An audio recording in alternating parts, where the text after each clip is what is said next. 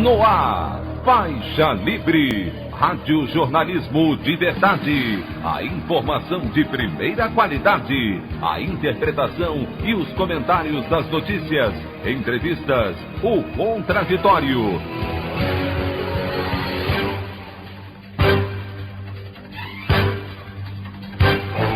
Tudo para aproximar você cada vez mais da realidade do Brasil e do mundo. Apresentação: Anderson Gomes. Supremo Tribunal Federal retoma a votação da suspeição de Sérgio Moro no julgamento de casos da Lava Jato, mas ministro Nunes Marques pede vistas e sessão é novamente suspensa. Ministro Gilmar Mendes diz em seu voto que o juiz foi parcial ao condenar ex-presidente Lula e vê conluio entre Moro e os procuradores da Força Tarefa. Câmara dos Deputados começa a debater a malfadada PEC 186, que promove chantagem para sustentar política monetária suicida do Banco Central, sob o argumento da retomada do auxílio emergencial. Essas e outras notícias, na edição desta quarta-feira, 10 de março do ano de 2021, do programa Faixa Livre.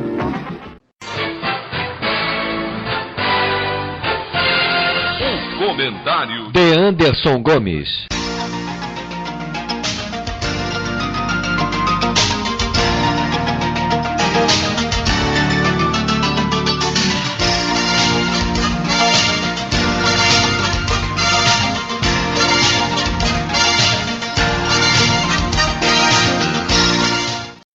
Bom dia, ouvintes. O Brasil começa aos poucos a retomar o rumo da legalidade e a Operação Lava Jato, tão exaltada por aqueles defensores de uma moralidade torpe e da criminalização da atividade política, inclusive pela mídia dominante, segue seu rumo natural, que é o esgoto da nossa história.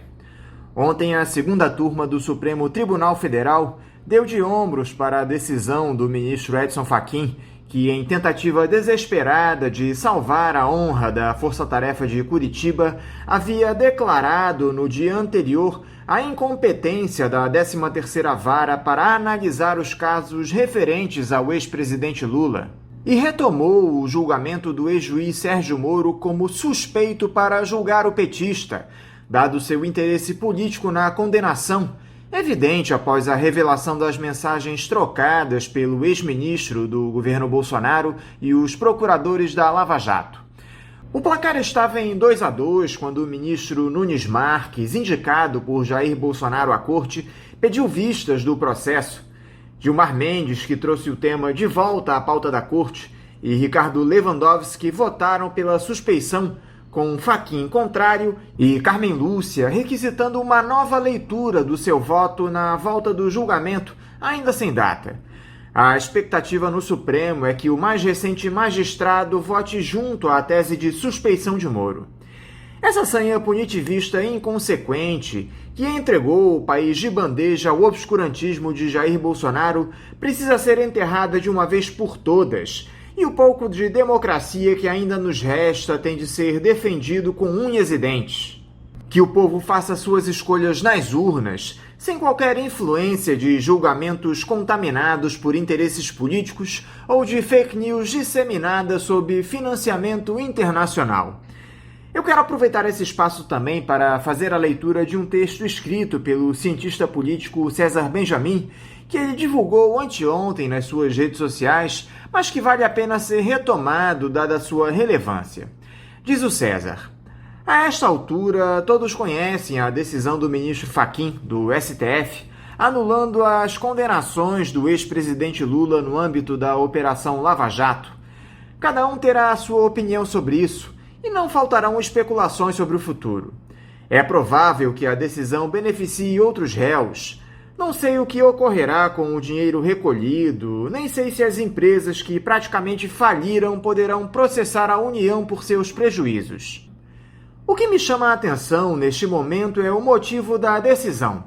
Fachin não entrou no mérito das acusações nem dos julgamentos em si, só descobriu que Sérgio Moro não era o juiz natural desses casos, portanto não poderia ter atuado neles. É chocante. A definição do juiz natural é bastante simples e é o primeiro passo na instalação de procedimentos judiciais. Agora ficamos sabendo que os processos mais rumorosos da história do Brasil tramitaram durante anos, com ampla cobertura jornalística, produziram enormes efeitos políticos, quebraram empresas, desempregaram milhares de trabalhadores e levaram a prisões de dezenas de pessoas com uma falha tão elementar e gritante. O juiz simplesmente devia ser outro. Este judiciário custa uma bela percentagem do PIB, remunera seus integrantes como marajás, concede férias de 3 meses ao ano, dá todo tipo de privilégio para gente inacessível e petulante, mas comete impunemente erros tão grosseiros. Se é que foram erros mesmo. No Brasil, segurança jurídica é um conceito vazio. A opinião do Faixa Livre. Bandeirantes, 1360. Estamos apresentando Faixa Livre. Voltamos a apresentar Faixa Livre. Estamos de volta, ouvintes, com o início da edição de hoje do programa Faixa Livre, que tem na sua produção a jornalista Celeste Sintra, auxiliada pela também jornalista Natália Moraes, tendo no comando do áudio o Francisco. Meu bom dia a todos. E meu bom dia também a você, que pode aqui participar nos enviando mensagens eletrônicas para o endereço ouvinte@programafaixalivre.com.br ou ainda registrando suas participações diretamente nas nossas redes sociais. No Facebook, nossa página é o Programa Faixa Livre. No Twitter e no Instagram, para deixar o seu recado, basta seguir os perfis @PGM Faixa Livre. Lembrando que as participações por telefone estão inviabilizadas, pois durante o período da pandemia do novo coronavírus, nosso programa está sendo gravado no dia anterior à sua veiculação. Pedimos desculpas aos nossos ouvintes que costumam interagir conosco desta forma, mas foi a maneira encontrada pela equipe do Faixa Livre para mantê-los informados sobre o que acontece no país e no mundo com essa nossa visão crítica e, ao mesmo tempo, preservando a saúde dos profissionais que levam o programa ao ar.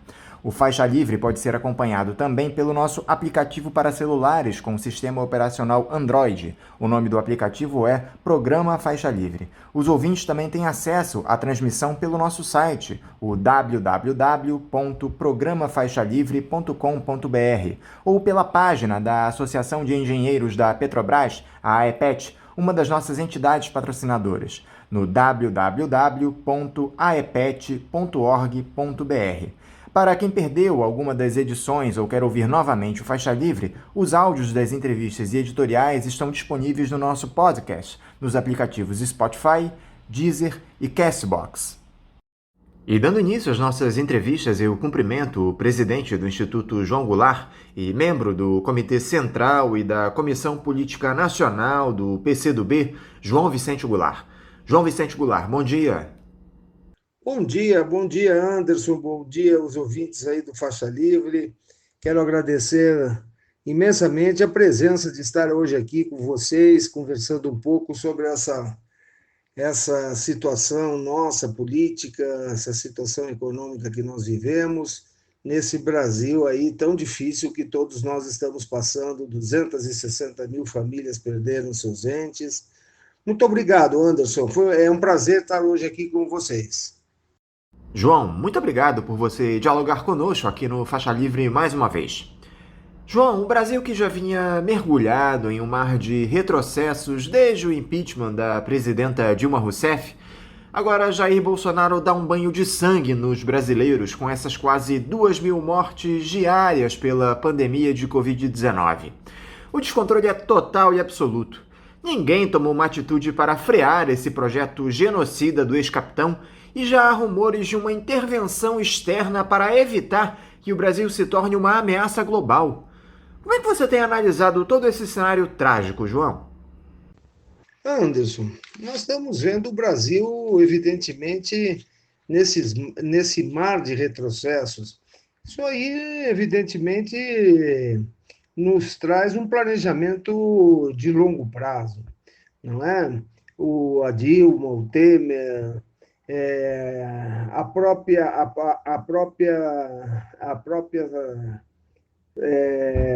não eleição ou não permissão da candidatura do presidente Lula em 18, e agora olhando essas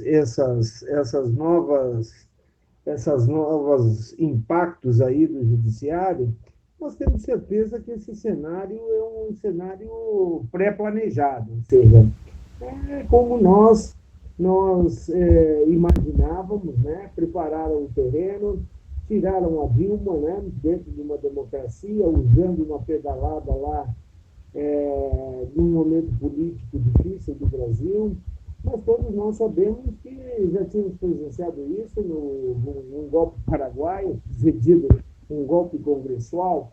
Então, o que nós vemos é que nós vemos perdendo desde a Constituição de 1988 a essência da democracia, ou seja, cada vez que se precisa tirar um presidente, se emenda a Constituição, se faz política recorrendo ao judiciário. O judiciário, principalmente o STF, que é um tribunal, digamos assim, não estritamente guardião da Constituição, como teria que ser, porque o STF interpreta muitas vezes a emoção da sociedade brasileira. Então, nós estamos vendo aí esse pré-planejamento e esse descontrole que existe na administração do governo Bolsonaro. Hoje nós estamos sendo os párias do mundo, né? Como é que a gente analisa esse cenário? Analisa pessimamente, quer dizer, eu tenho acompanhado alguns noticiários internacionais, eu acho que os ouvintes também. Nós estamos vivendo quase que uma apartheid do Brasil nos próximos meses. O Brasil está se tornando aí, né, a grande lavoura desses novos vírus descontrolados que nós estamos tendo dia a dia, novos vírus, novas mutações do Covid que nós estamos vendo no Brasil. E não existe planejamento, não existe absolutamente planejamento. O Ministério da Saúde, dirigido pelo general Pazuello, o secretário de Infraestrutura é coronel, o outro é capitão. Isso não pode funcionar. Agora, por parte, nós vemos que isso aí pode ser, né, um início de um processo de que esses militares, né, os militares brasileiros, das Forças Armadas brasileiras, mas principalmente do Exército brasileiro, estão se dando conta que entraram numa furada, né, a apoiar um tenente, um homem que é um genocida, um homem que não tem a mínima humanidade para com as pessoas. Então, nós estamos vendo um cenário muito difícil. Eu acho que nós teremos que ter aí, nesses próximos meses, um grande equilíbrio das forças democráticas, porque nós temos todos os direitos, nós temos vários partidos. Claro que cada partido pode ter o seu candidato, mas a única coisa que nós não podemos fazer, não temos o direito de fazer, é entregar mais 4 anos para esse genocida terminar de liquidar o Brasil. Você vê alguma semelhança, João, entre esse processo que nós temos agora intensificado, do Bolsonaro enchendo o executivo de militares, liberando acesso a armas quase que indiscriminadamente em uma clara intenção de equipar as suas milícias, com o golpe que se deu lá em 1964, tirando o seu pai do poder e instaurando uma ditadura por aqui? Há algum paralelo entre esses dois momentos, ainda que eles se deem de formas distintas? Olha, semelhanças existem, não especificamente, vamos dizer assim, na sua execução. Mas veja só, como falava na pergunta anterior, existe um pré-planejamento em tudo isto, não é? Em 64, nós tínhamos 3 agentes específicos, né? 3 atores, não é agentes, 3 atores específicos que atuaram firmemente no golpe contra o governo do presidente João Goulart, contra o governo democrático, que estava propondo, naquele então, as reformas de base, não esse tipo de reformas ultraliberais que estão propondo atualmente. Eram reformas nacionalistas, reformas de nacional desenvolvimentismo que trariam ao Brasil o desenvolvimento do mercado interno. Mas vamos lá. Veja que o golpe em 64 tinha três atores fundamentais. A grande imprensa, né, que comprou centenas de redações aí através daquele instituto, o IPES, compraram centenas de redações de pequenos meios de comunicação, a grande mídia se torna diariamente contra o governo João Goulart, ao ponto de os IPs, em certo momento, principalmente depois do plebiscito de janeiro de 63, que devolve ao presidente Jango os poderes presidenciais, e é daí onde ele parte para a reforma agrária, para a reforma bancária, para a reforma educacional, para a lei de remessa de lucros, enfim, todas aquelas reformas que eram necessárias para devolver ao povo brasileiro parte das riquezas que nosso país tem, equitativamente, dando oportunidades a todos, se volta contra Goulart.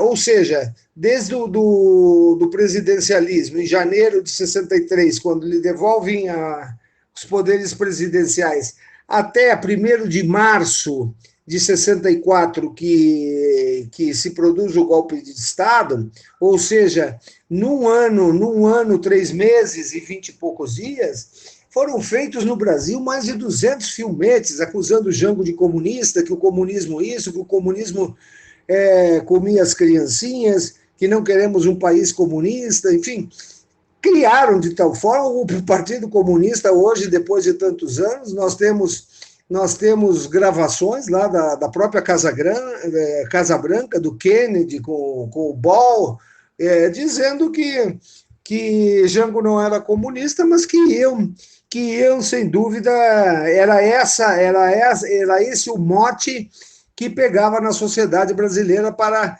colocar. Produziram 200 filmetes num ano, 3 meses e 20 e poucos dias contra o Estado brasileiro, contra o governo brasileiro. Ou seja, um filmete daqueles a cada 3 dias, que eram distribuídos em cinemas, em rádios, enfim.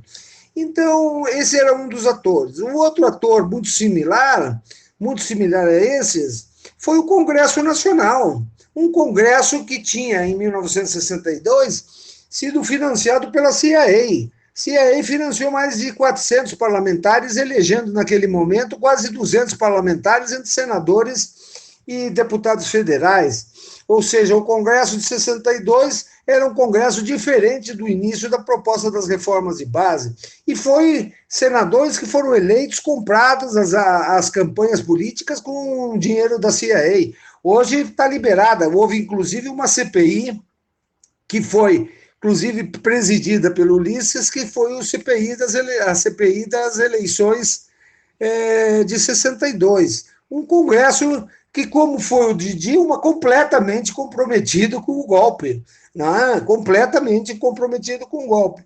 E a terceira força foi a união, não é, dos empresários, né, principalmente da Fiesp, em São Paulo, que fez aquela marcha por Deus, pela família e pela liberdade, e trouxe um padre americano, o padre Peyton, para aquele evento, e isso se compara muito. Hoje não trouxeram, em 16 não trouxeram o padre Peyton, mas trouxeram o Pato Amarelo para colocarem as pessoas na rua. Está lá o Pato Amarelo. Então são 3 atores que atuaram intensamente dentro dessa quebra constitucional que houve em 1964. E nós estamos presenciando isso hoje. Hoje nós estamos presenciando isso no nosso Brasil. Por quê?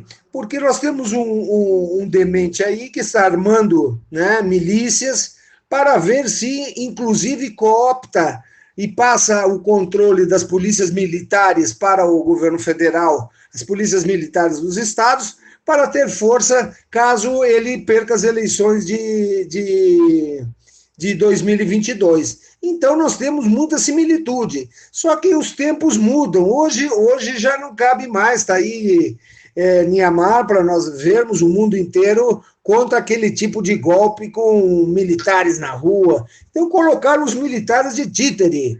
A ultradireita, o ultraliberalismo, colocou esses militares de títere. E eles estão, vou dizer o seguinte, hoje em dia é uma vergonha o que está acontecendo, principalmente no Exército Brasileiro, tendo homens da ativa dirigindo essa pandemia do jeito que está. O general Pazuello tinha que se retirar para a reserva para ter alguma legitimidade em falar em bom administrador. Exército é para combater fronteira, não para combater vírus.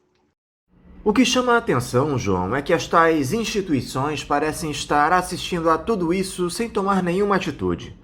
O Supremo Tribunal Federal pouco ou nada fez para conter esse genocídio que está colocado. O bolsonarismo segue ameaçando a legalidade. Nem mesmo aquela prisão do deputado Daniel Silveira serviu para mudar o cenário. Você acha que os demais poderes estão atuando dentro daquilo que cabe a eles ou há uma dose de conivência com o ex-capitão? Sem dúvida, essa iniciativa que nós temos que ter em torno da democracia. Esse descontrole que existe entre judiciário, entre STF, entre o Congresso Nacional, esse episódio mesmo que tu perguntas sobre o deputado Daniel Silveira, não serviu para mudar o cenário. Tem toda a razão, não serviu para mudar o cenário. E por quê? Por que nós entendemos que os poderes não estão atuando daquilo que lhes é reservado, a independência entre os poderes, principalmente com essa voracidade, né, desse, como tu disseste aí, do ex-capitão, ex-tenente, só foi capitão depois que saiu da ativa, que ganhou um posto a mais. Mas eu acho o seguinte, ouvintes, que nós devemos prestar atenção numa coisa. Nós, a partir de 88, construímos uma grande Constituição, uma Constituição cidadã, como dizia o deputado Ulisses Guimarães, uma Constituição que criou o SUS, uma Constituição que criou direitos, uma Constituição que se esperava, não é, trazer tudo aquilo que, depois de 21 anos, tinha sido subornado ao povo brasileiro. Não é? Direitos, obrigações, oportunidades, educação, cultura, enfim, uma Constituição democrática. Eu vejo que depois de 1988, nós já levamos aí 30 e tantos anos da Constituição promulgada, nós devemos ter outro raciocínio sobre a democracia. Nós construímos uma democracia representativa e deixamos, não é, a luta pelos nossos direitos, a luta pelas oportunidades do povo, pela justiça social, nós a deixamos na representatividade daqueles que nós elegemos. E o que aconteceu nesse entretanto? Nós fomos esquecendo e deixando que esse parlamento, que em tese representa o povo brasileiro, vai se corrompendo através dessas bancadas diferentes, se corrompendo através, não é, de financiamentos enormes, ao ponto de nós não termos uma bancada significativa e representativa do povo. Nós temos hoje a bancada do boi, a bancada da bala, a bancada ruralista. Então, o que se criou? Esses deputados se criaram bancadas, se autoprotegeram, não é? Em bancadas que defendem os seus próprios interesses e não os interesses populares. Usam essas grandes movimentações financeiras, que é para elegê-los e para manter, já que é eles que constroem, que fazem as leis, manter os seus privilégios. Então, nós temos que pensar sinceramente, num outro modelo de democracia. Dentro da democracia, como fez, por exemplo, a Islândia. É uma democracia representativa. Nós podemos eleger os nossos parlamentares, mas o acesso ao parlamento tem que ser mais democrático e mais representativo. Não só quem tem mais dinheiro para fazer mais votos. É o que está acontecendo nesse grande mar de corrupção que nós estamos vendo aí. Tudo isso é dinheiro para campanha, dinheiro para a conquista do poder. Então, eu acho que nós temos que ter, principalmente, uma grande reforma eleitoral, que era uma das reformas de base que Jango queria lá em 64 e que também foi impedida de ser feita. Ou seja, nós temos que mudar esse tipo de representação democrática que nós temos. Nós temos que ter a representação popular. E, para isso, nós temos que criar uma democracia participativa, ou seja, criar um modelo onde a participação das associações, dos sindicatos, dos movimentos sociais tenham voz, voto e decisão dentro dos orçamentos, dentro dos ministérios, dentro das grandes empresas nacionais. Eu acho que passa por uma grande reforma eleitoral, voto vinculado. Eu acho que não resolveu, nós vimos isso na eleição agora de 2020, eu acho que nós deveríamos pensar muito no voto em lista, com 2 turnos, ou seja, o eleitor votaria teria um partido, né, mas esse partido teria a sua lista sindical, a sua lista estudantil, a sua lista de empresários também, querem votar empresários, pode votar empresários. Agora, não fazer da política e do Congresso Nacional aquele balcão de negócios que nós estamos presenciando dia a dia e cada vez mais forte no Brasil. Eu queria ressaltar uma iniciativa, João, tomada esses dias pelo PDT, que entrou com um pedido de interdição do Jair Bolsonaro junto à Procuradoria-Geral da República por ações do presidente durante a pandemia. Eu achei bastante correta essa medida do PDT. Inclusive, nós vamos conversar com o presidente do partido, Carlos Lupe, ainda no programa de hoje. Mas esse tipo de medida pode produzir algum resultado prático, João, na sua opinião? Olha, eu vi, inclusive eu tenho aqui a inicial eu fiz questão de pegar a inicial desse pedido do PDT, né, com o pedido de interdição do Jair Bolsonaro junto à Procuradoria-Geral da República. Eu achei correta a medida, né? Mas é uma medida que, evidentemente, não vai... Nós sabemos aqui que é uma medida que não tem nenhuma viabilidade de ser concretizada. Eu acho, no meu entendimento, pelo menos, é uma medida que vai ser, evidentemente, rejeitada pela Justiça Nacional, porque, evidentemente, é uma medida mais política do que factual, né? Agora, eu acho que existem outras medidas já que muito sérias, como vários pedidos de impeachment, mais de 30 e tantos, parece que são 35 ou 36 pedidos hoje que existiam, inclusive na mão do Rodrigo Maia para pedido, existem 4 ou 5 pedidos ali altamente técnicos e altamente viáveis. É uma questão de momento político. Evidentemente que nós não vamos dizer que agora o Arthur Lira vai tomar essa... Agora tudo depende de pressão do povo brasileiro. Eu acho o seguinte, Congresso, STF, ele funciona à base da pressão popular. Na hora que houver aí uma revolta popular contra essa pandemia, porque nós estamos caminhando para uma verdadeira tragédia no Brasil, se não forem tomadas medidas urgentes e que, pelo visto, não serão tomadas. Eu até defendo aí uma rebelião contra o governo federal, se os governadores fizessem aí uma frente de contestação a esse governo, parassem de pagar os impostos federais e tomassem pé, porque eu acho que a vida está primeiro que qualquer tipo de economia.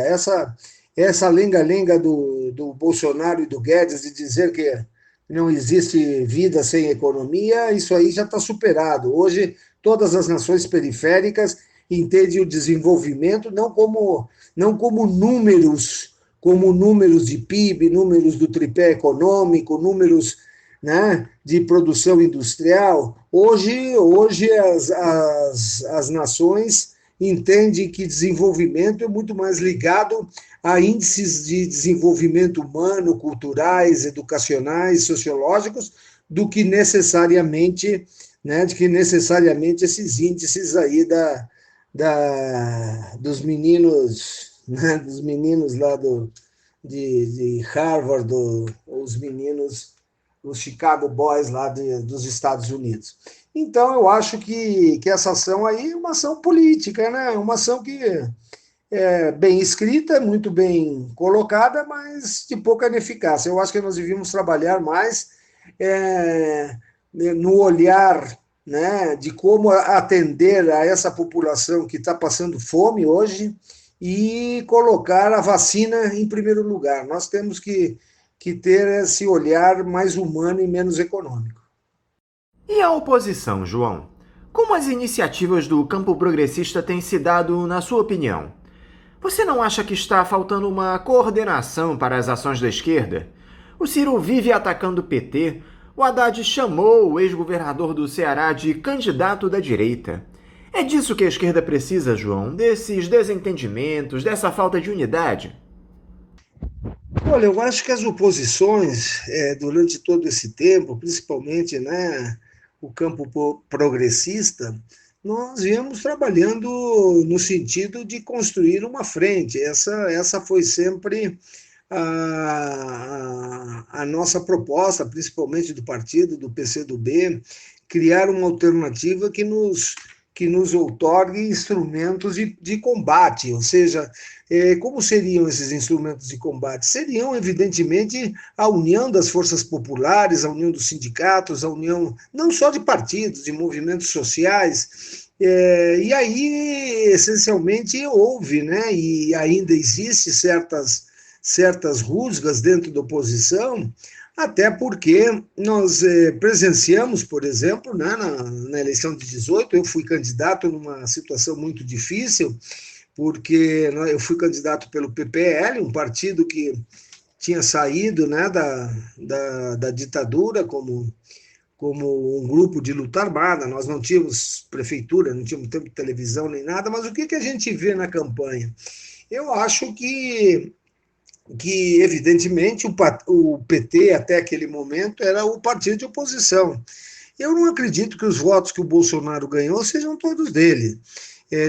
Com a construção da farsa, né, da República de Curitiba, que hoje nós estamos presenciando, inclusive com essa decisão nova que nós comentaremos posteriormente, nós estamos vendo que essa frente é uma frente que pode ter viabilidade. Agora, nós temos que sentar na mesa sem candidaturas pré-estabelecidas. Eu acho que todos os partidos têm direito a ter candidato, a ter suas táticas políticas, suas táticas eleitorais. Agora, o que nós não podemos, nenhum dos partidos de oposição, nenhum dos partidos progressistas, nenhum dos partidos socialistas, nós não temos o direito de outorgar a Bolsonaro 4 anos mais para que ele acabe de destruir e de liquidar com a nossa pátria, com o nosso país, com os direitos, matar de fome e de doença toda a nossa população. Isso nós não temos direito. Então, nós vamos encontrar uma solução aqui ou acolá, mas nós vamos encontrar uma solução para tirar de vez esse genocida da presidência da República. Não é mais possível que só nós estejamos errados. O mundo inteiro está olhando essa figura como o grande arquiteto de maldade que existe e propagação do fascismo do Brasil para o mundo. Então, nós não temos esse direito. Não temos o direito de deixar o Brasil 4 anos mais na mão de Bolsonaro. Vamos procurar uma solução. Agora, uma coisa que pode mudar completamente o cenário político, João, Foi aquela decisão do ministro do Supremo Tribunal Federal, Edson Fachin, que anulou as condenações do ex-presidente Lula no âmbito da Operação Lava Jato de Curitiba, alegando falta de competência daquele foro para julgar os casos. Os processos foram remetidos à Justiça de Brasília e podem voltar à estaca zero. Lula, desta forma, recupera os direitos políticos e pode ser candidato nas eleições do ano que vem. Como é que isso afeta o tabuleiro político, na sua opinião, João, há aproximadamente 1 ano e meio das eleições presidenciais? Bom, Anderson, eu acho que essa decisão, evidentemente, foi uma decisão que o Fachin deu fundamentada. O nosso governador Flávio Dino vinha alegando que há muito tempo, há mais de 4 anos, que não era a vara correta de ter sido proposta aquelas ações em Curitiba. Por quê? Porque, evidentemente, a Petrobras não é do Paraná, os acontecimentos e a própria defesa do presidente Lula já tinha argumentado isso há 4, 5 anos atrás. Então, eu acho que, diante desses acontecimentos, o tabuleiro político muda completamente, né? Eu acho que foi uma decisão corajosa, uma decisão correta, né? Porque foi uma decisão técnica, não foi uma decisão política, foi uma decisão dizendo que aquela não era a vara correspondente, que se quisessem iniciar, que iniciassem na Vara Federal de Brasília, aonde teria que ser iniciado desde o começo. Agora, e o que eu acho é o seguinte: politicamente, claro que muda muito, né? Vamos ver aí o companheiro presidente Lula ainda não se manifestou a respeito, mas eu acho que foi uma decisão que ajuda, né, a restauração democrática no Brasil. Eu tenho visto, né, tenho sentido aí que essa frente que nós tanto falamos pode se dar de uma forma inversa, que ela não seria uma frente cartorial, mas sim uma frente, como eu disse anteriormente, de resgate do Brasil. Eu acho que vai se chegar a um momento, eu não acredito, apesar de que antes dessa decisão o Lula já tinha lançado o Haddad, mas eu acho que ele sendo candidato, ele é o grande nome para conseguir unir essas forças democráticas em torno de si para salvar o Brasil dessa tragédia que nós estamos vivendo. Claro que existe um antipetismo muito grande na nossa sociedade, mas está na hora dos líderes que entendem que primeiro é o Brasil e depois as nossas prioridades partidárias. Eu acho que essa nova peça no tabuleiro pode vir a ser uma peça que nos ajude a derrotar, não é, o fascismo aqui no Brasil. E como é que eu digo? Eu tenho visto aí, por exemplo, antes dessa decisão, claro que nós temos que analisar essa decisão um pouco mais à frente para ver como é que se colocarão essas peças no xadrez, mas eu tinha visto ontem mesmo até por exemplo, aquela constância que vinha sendo feita de afronta entre PT e PDT, que não trazia consequências maiores para aquilo que nós queremos, que é a ampliação da democracia no Brasil. O Ciro vinha dizendo nas suas palavras que queria que o objetivo do PDT era tirar o PT do segundo turno. Mas eu acho que ele imaginava, quando falava do PT, tirar o PT do segundo turno, que não seria o Lula. O Ciro é um homem altamente inteligente, que, no meu entendimento, vai buscar novamente um entendimento para salvar o Brasil. E esse entendimento passa por uma nova conversa com o companheiro, o presidente Lula, porque ele não pode mais agora, com essa nova peça no tabuleiro, pensar em entregar o governo a Bolsonaro numa evidência dessas. Eu acho, sinceramente, Anderson, que vai se dar um tipo de frente diferente. Já existe gente dentro do PDT, você sabe que eu sou fundador do PDT, eu sou signatário da Carta de Lisboa, um dos poucos que ainda estamos aqui pelo planeta Terra, mas tem muitas pessoas do PDT, ex-companheiros, companheiros, que já estão dizendo que essa conversa tem que existir o antes possível.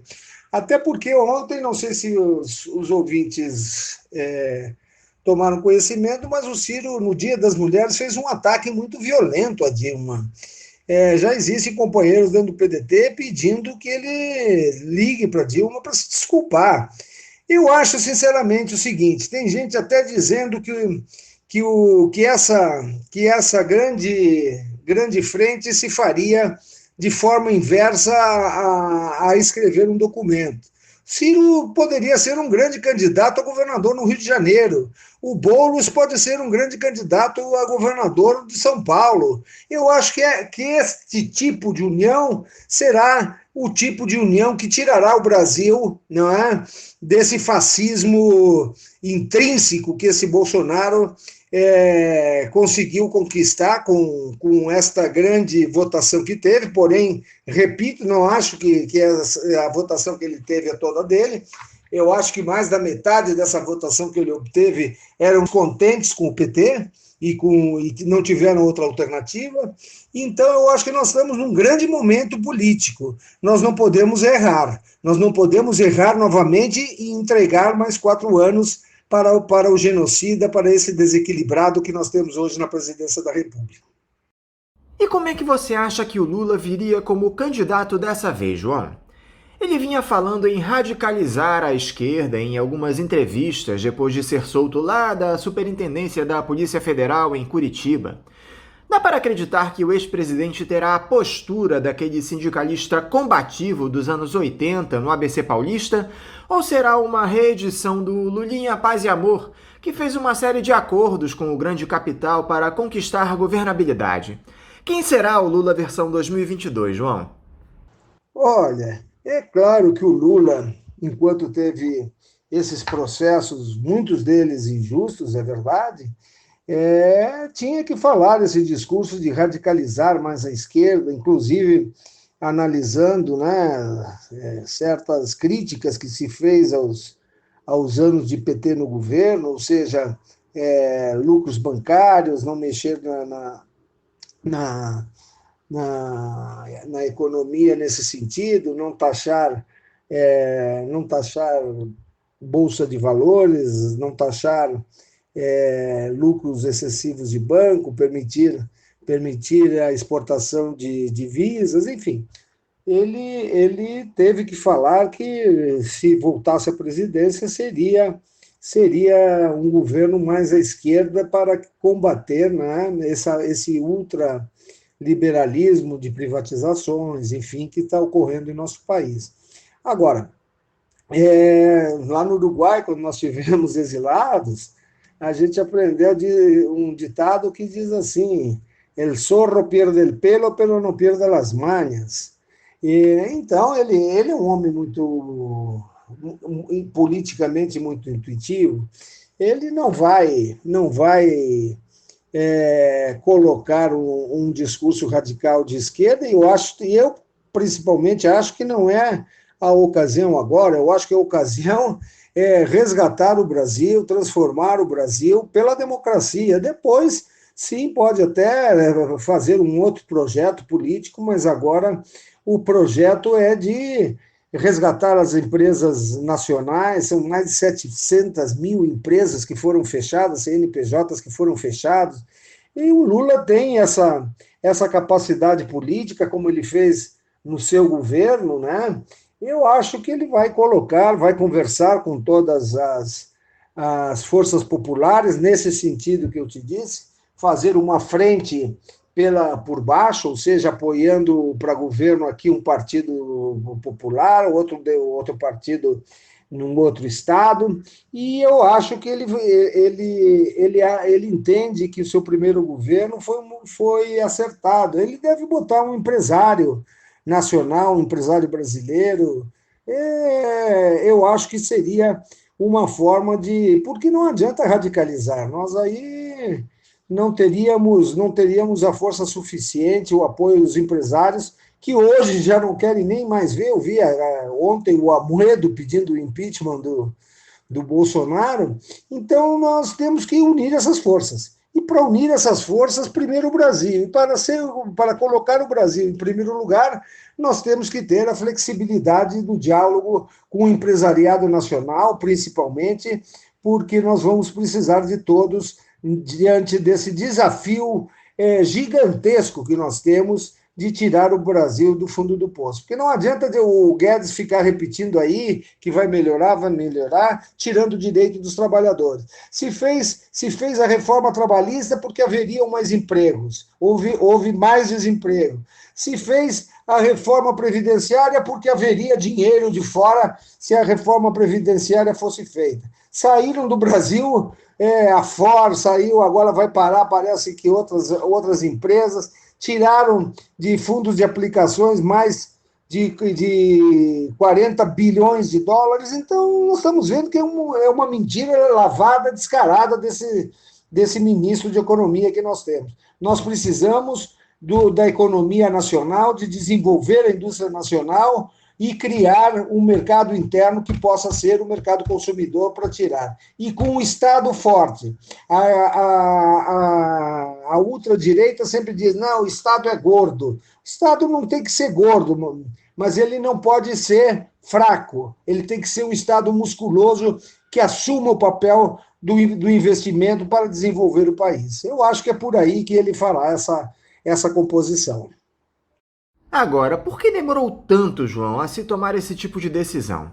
Se não era a competência da Justiça Federal do Paraná, por que Lula perdeu os direitos políticos, ficou preso por mais de um ano?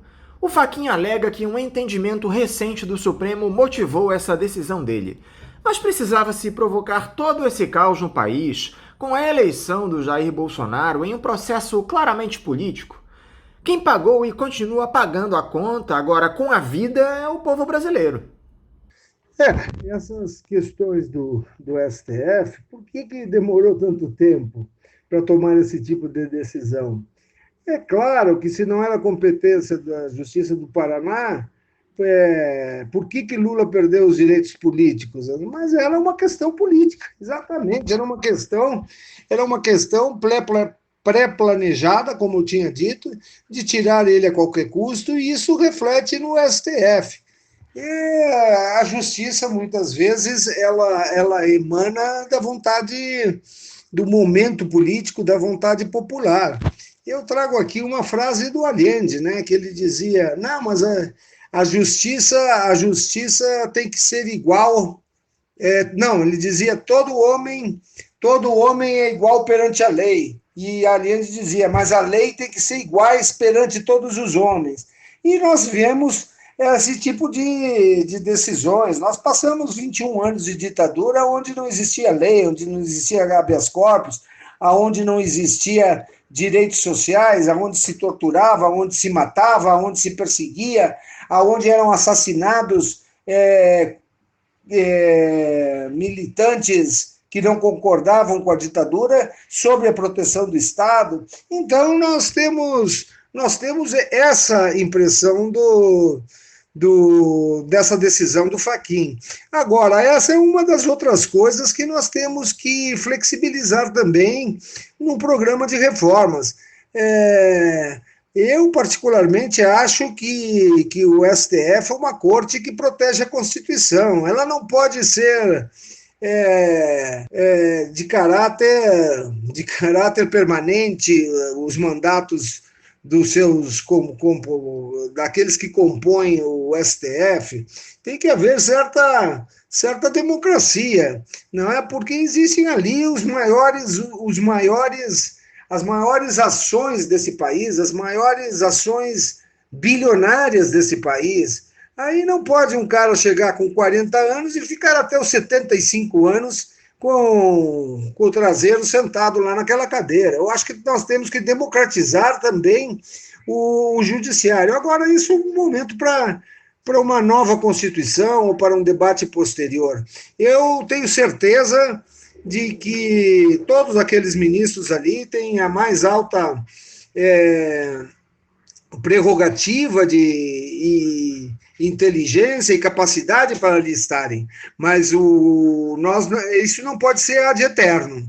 Eu acho que nós temos que, posteriormente, depois de rediscutir o Brasil, depois de tirar esse demente da presidência, nós temos que também começar a fazer uma reforma institucional. Eu acho que tem que democratizar um pouco o STF. Não pode uma pessoa chegar com 40 anos e sair com 75, sentado em cima de processos bilionários desse país e decisões que afetam a nação. João Vicente Goulart, muito obrigado por você estar aqui conosco no Faixa Livre novamente. Eu quero te desejar um ótimo dia de trabalho e deixar aqui o meu abraço. Anderson, eu quero me despedir dos ouvintes, de todos vocês que ficaram aqui esse tempo conosco, e dizer a todos vocês que a nossa esperança é continuar na luta. Eu acho que a gente só não obtém a nossa vitória quando a gente desiste de lutar.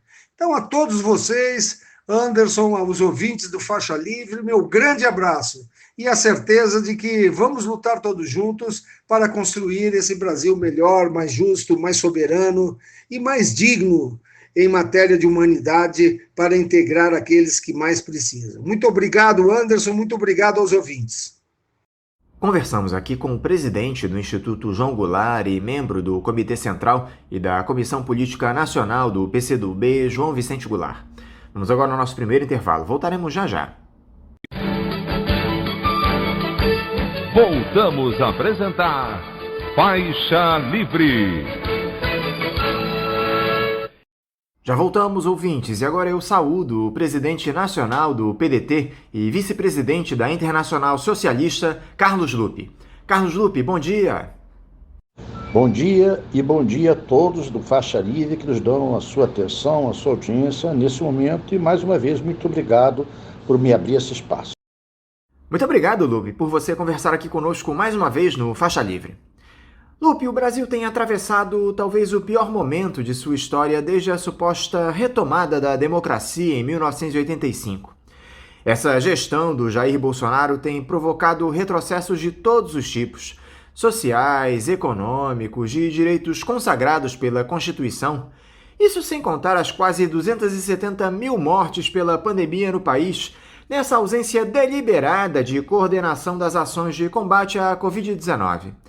Qual é a sua análise, Lupe, para o momento que o país atravessa? Amigo, eu penso que o Brasil vive o seu pior momento pós-democracia, como você já falou, instalada com a redemocratização em 1989. Esse presidente é uma espécie de profeta da ignorância. Ele faz questão de vociferar a guerra, o ódio, de trabalhar contra a medicina, contra a orientação mundial da saúde, se aglomerando, pedindo para as pessoas não usar máscara, sempre uma fala ridícula, incitando a violência. E isso agrada uma parcela da sociedade que eu chamo da direita que estava no armário. Ela estava trancada no armário, não vociferava, não tinha vez, não tinha como aparecer. E esse cidadão que hoje está na presidência da República deu espaço a essa gentalha. Essa gente que não tem consciência, que não tem amor ao semelhante, que trabalha com ódio, com todo tipo de discriminação. E ele alimenta isso cada dia para ficar com esse guetozinho representando a presidência da República, este gueto. Eu acho que a população, na sua grande maioria, está tendo consciência disso. Eu acho que esse é o mal que vai passar e eu tenho certeza que o povo brasileiro vai tomar seu rumo, derrotando nas urnas esse profeta da ignorância. Diante de tudo isso que nós citamos, Lupe, o PDT tomou uma iniciativa muito louvável no início dessa semana, que foi dar entrada junto à Procuradoria-Geral da República em um pedido de interdição do presidente Jair Bolsonaro, alegando que o ex-capitão tem levado, abre aspas, o país ao abismo com as suas condutas negacionistas e obscurantistas em detrimento da ciência, fecha aspas. Vocês pedem que o procurador Augusto Aras encaminhe a representação ao órgão ministerial competente para considerar a interdição do presidente. Eu gostaria que você falasse um pouco a respeito dessa medida, Lupe. Como é que isso se processa? De onde surgiu a ideia? É uma iniciativa exclusiva do PDT? Amigo, essa ideia surgiu dos fatos, das palavras, dos comportamentos que o senhor Bolsonaro tem tido. Ele, a cada dia, demonstra estar incapacitado para exercer a presidência da República. Como pode o presidente da República, chegando aí a 270 mil mortos, batemos recordes de contaminação, com os hospitais saturados, com os profissionais da saúde sem saúde até para cuidar dos outros. E esse presidente continua se aglomerando, continua vociferando contra a ciência, continua incentivando a aglomeração. Só pode ser interditado, ele não está dentro de um padrão de normalidade para o exercício da função.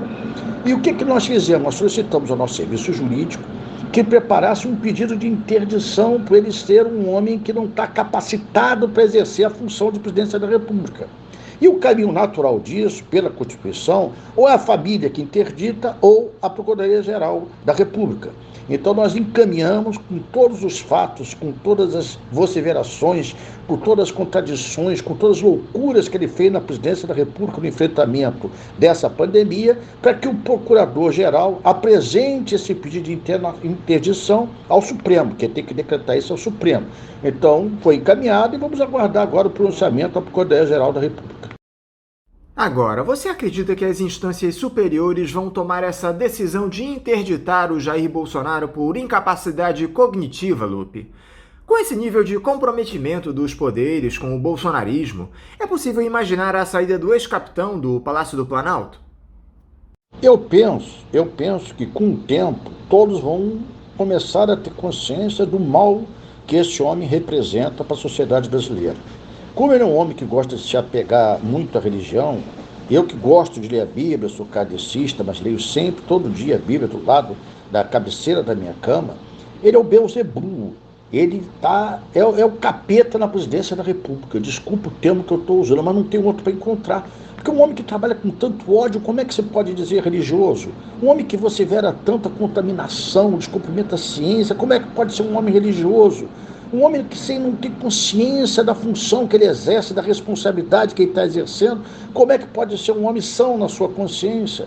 O nosso papel é denunciar, o nosso papel é legalmente pedir essa interdição ao Ministério Público, à Procuradoria-Geral da República. Agora compete aos órgãos competentes, a começar pelo próprio procurador, depois ao Supremo examinar. Nós vamos ficar vigilantes, acompanhando, denunciando todos os males que esse homem faz para a sociedade brasileira. Esperamos que isso sensibilize tanto a Procuradoria-Geral quanto ao Supremo. É questão de a gente aguardar e ver o que vai acontecer.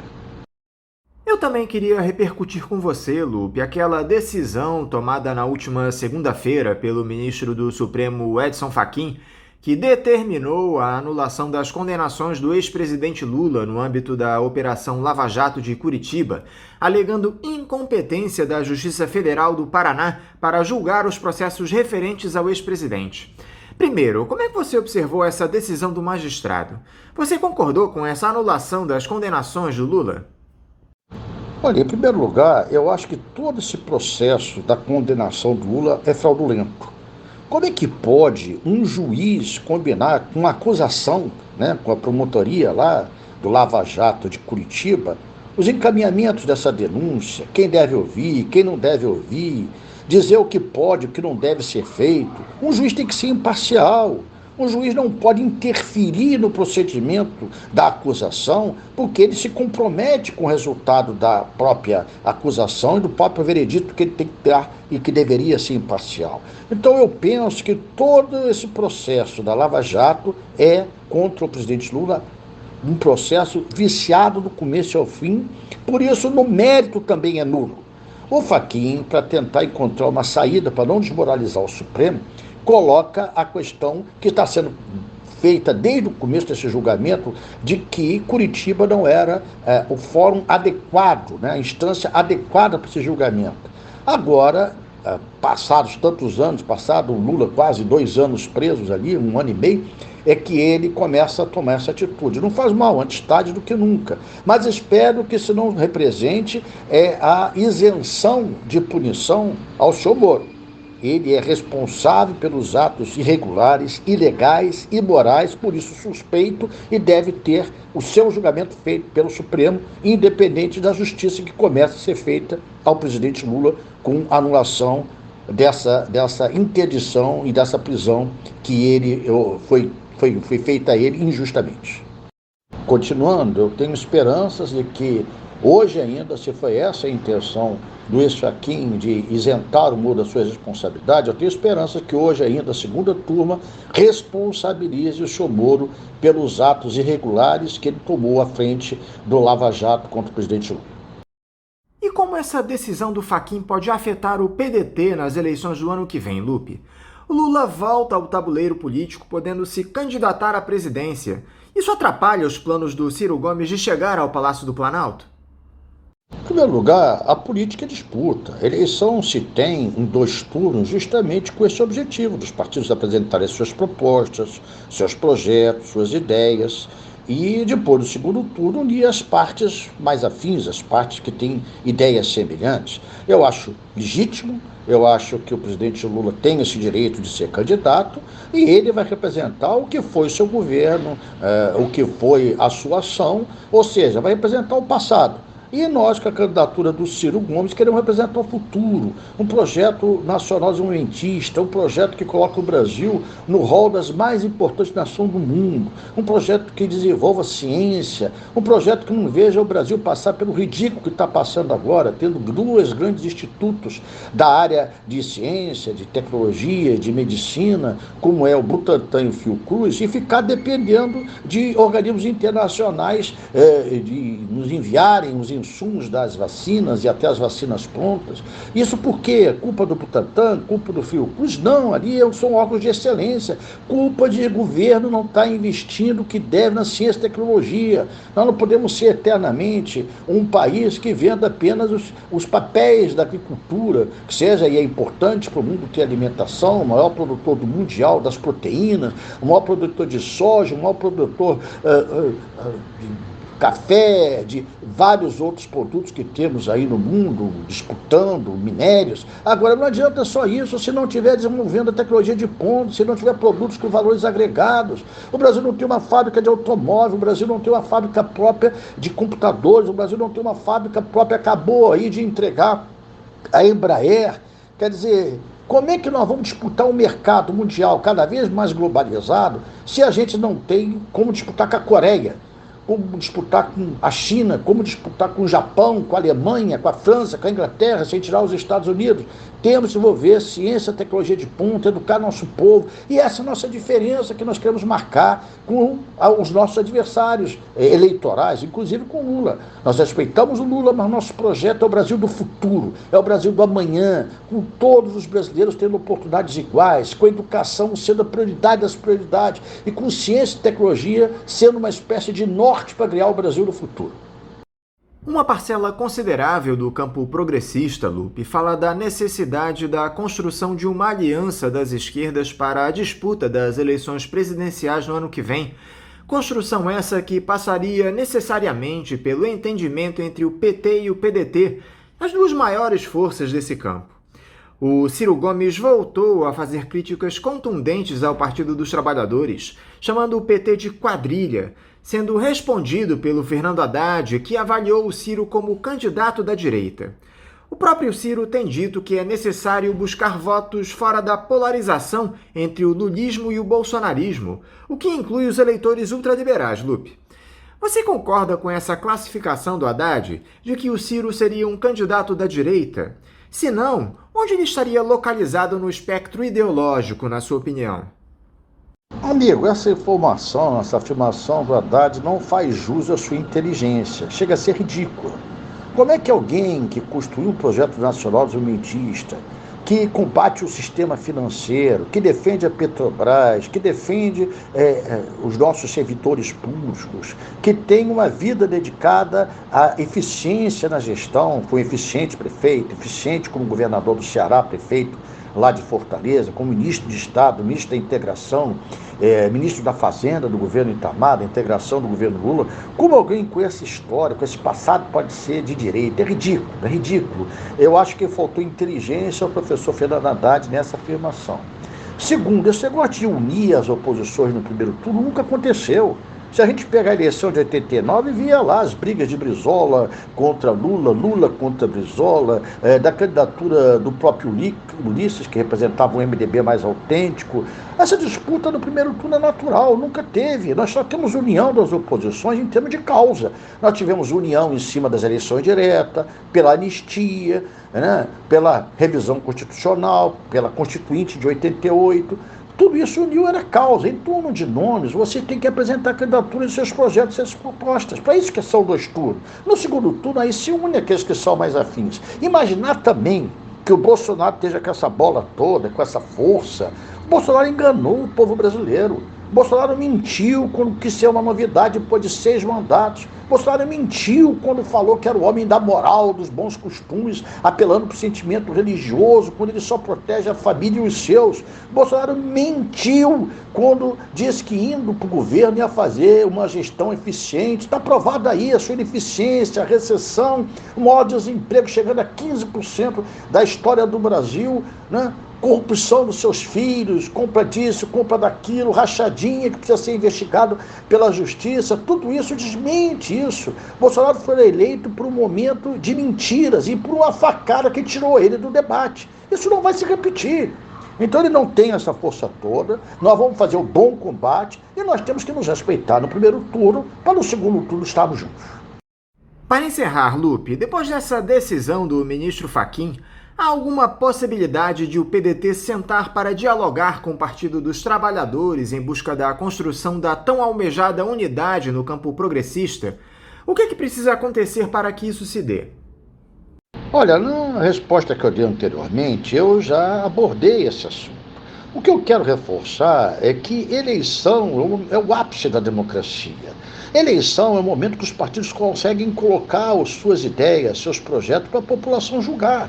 Como é que nós vamos abrir mão de um partido que vai completar 42 anos, que tem a história do trabalhismo que começou em 1930, com o processo momentista feito por nosso querido presidente Getúlio Vargas? Nós vamos abrir mão da nossa história, nós vamos abrir mão do nosso projeto em torno de um fantasma chamado Bolsonaro, de uma mentira chamada Bolsonaro. Repito, nós vamos fazer o bom combate. E temos que ter cuidado, sim, temos que ter respeito mútuo, temos que ter condições políticas no primeiro turno de diálogo, para no segundo estarmos juntos. Eu tenho diálogo permanente, eu tenho conversa permanente. Ontem mesmo conversei com a Gleisi, saudei a vitória do Lula, mas uma coisa é uma coisa, outra coisa é outra coisa. Por isso que nós somos partidos diferentes. A direita também não está unida, né? No primeiro turno é um projeto que todo mundo se apresenta. No segundo, unam-se aqueles que tiverem mais afins. Eu garanto a você, com o Bolsonaro jamais estaremos.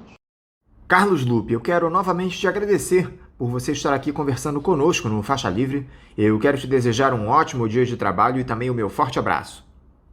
Eu que agradeço essa forma democrática, esse espaço que vocês dão. Acompanho o Faixa Livre há muitos anos, sei da sua importância para o Rio e para o Brasil, da importância da democracia, de jornalistas profissionais que dão liberdade para o entrevistado falar, como é o caso de vocês. E digo muito obrigado pela sua oportunidade. Sempre que quiser, estou à disposição.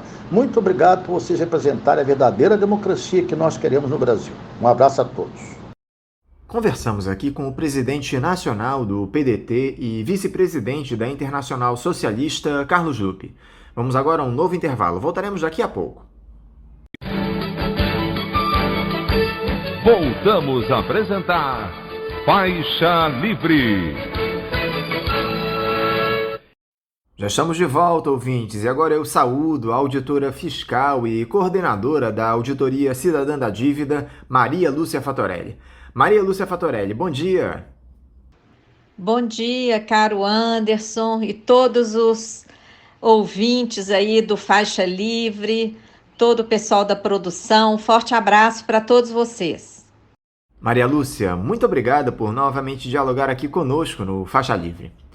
Maria Lúcia, enquanto o povo brasileiro morre aos milhares diariamente pelo novo coronavírus, sem conseguir uma vaga de UTI nos hospitais públicos, o governo federal se aproveita do desespero da nossa população para passar toda a sua agenda de maldades no Congresso de maneira sórdida, representada neste momento por essa proposta de emenda à Constituição 186, a chamada PEC emergencial, que, sob o argumento de retomar o auxílio emergencial para as pessoas de baixa renda e impossibilitadas de trabalhar por conta da pandemia, tenta colocar em prática aquela política fiscal recessiva que há tempos os ultraliberais desejam, exterminando garantias sociais e privilegiando claramente o gasto financeiro com a dívida pública. Ninguém melhor do que você, Maria Lúcia, para explicar aos nossos ouvintes o que está por trás dessa PEC 186. A palavra é sua.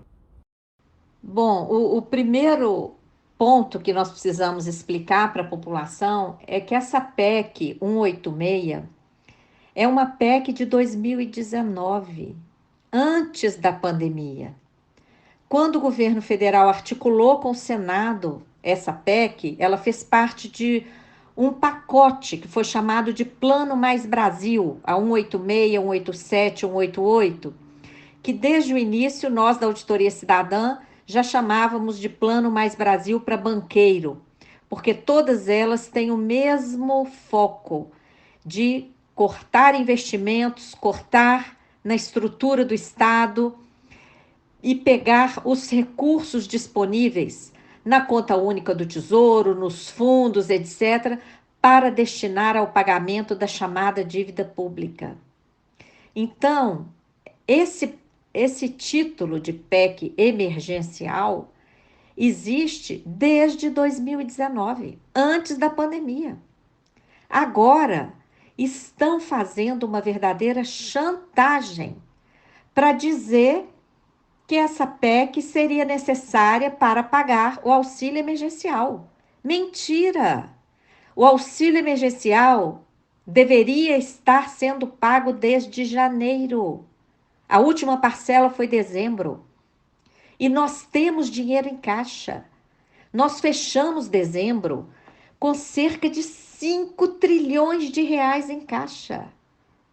1 trilhão e 300 na conta única do Tesouro, quase 2 trilhões em reserva. 1 trilhão e tanto lá no Banco Central remunerando a sobra de caixa dos bancos. Então, não deveria ter sido interrompido em momento algum o pagamento do auxílio emergencial. O que o governo fez?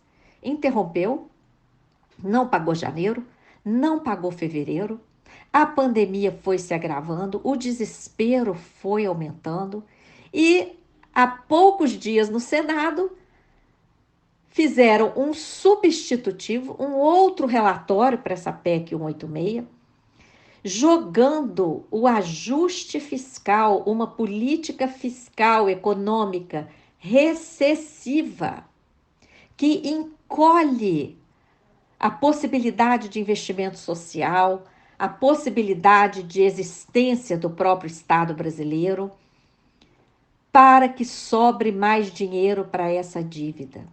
A infâmia é tão grande do privilégio que essa PEC dá para a dívida.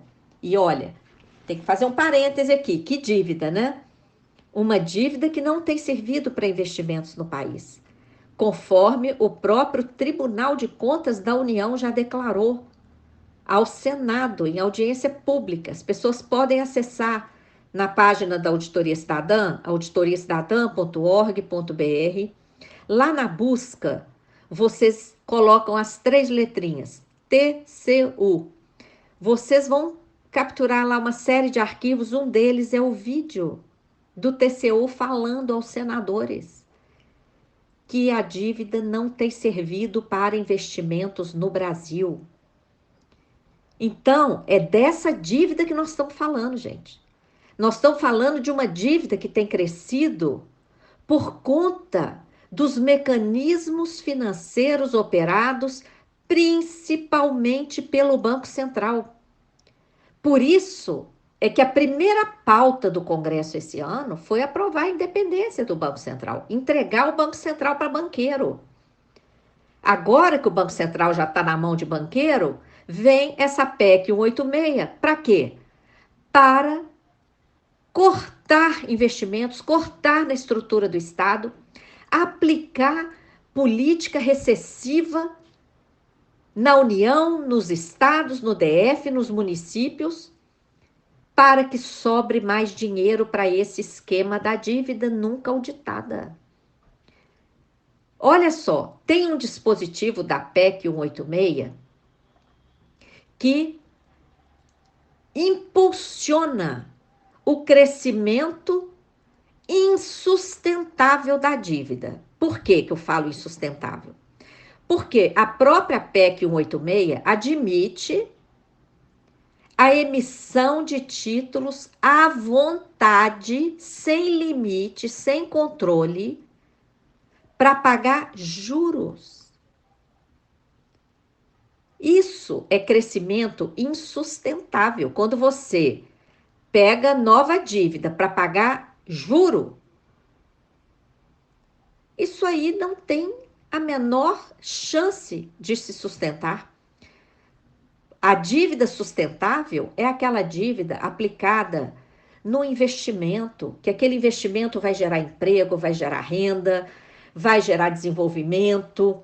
Aí a dívida é tranquila, ela é paga, mas a dívida brasileira não tem servido para esse investimento, como declarou o TCU.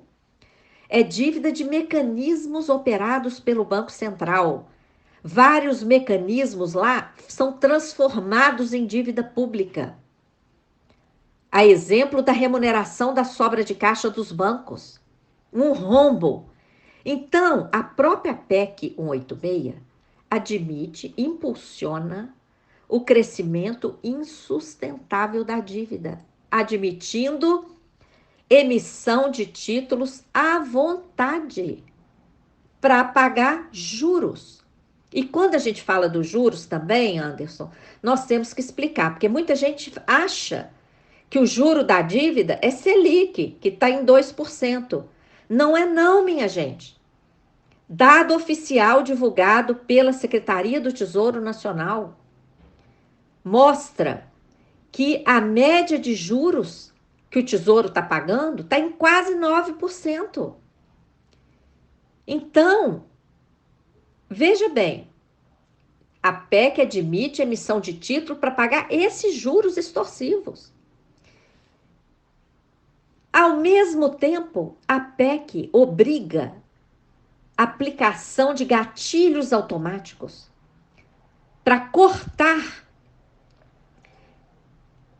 gastos em investimentos sociais em plena pandemia, como você ressaltou muito bem aí na sua introdução, o povo está morrendo. A própria PEC que impulsiona o crescimento insustentável da dívida manda cortar na saúde, na educação, na estrutura do Estado, para garantir a sustentabilidade da dívida. É infame.